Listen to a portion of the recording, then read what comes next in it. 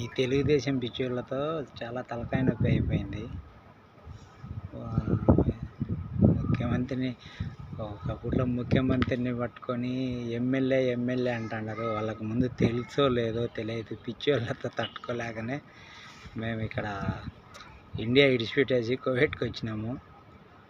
ఈ పిచ్చోళ్ళతో వాళ్ళు ముందు ఎమ్మెల్యే పరిటాల సునీత అక్కడ ఉన్నప్పుడు ఏమనింది, హెలికాప్టర్కు సెక్యూరిటీ ఎంతమంది ఎందుకు, పోలీసు వాళ్ళు వీళ్ళకు ఇదే అని ఒక ఎమ్మెల్యేకి, పులివెందుల ఎమ్మెల్యేకి ఇంతమంది సెక్యూరిటీ ఎందుకు, ఒక కానిస్టేబుల్, ఒక సిఐ, ఒక ఎస్ఐ ఇస్తే సరిపోతుంది అని మాట్లాడింది.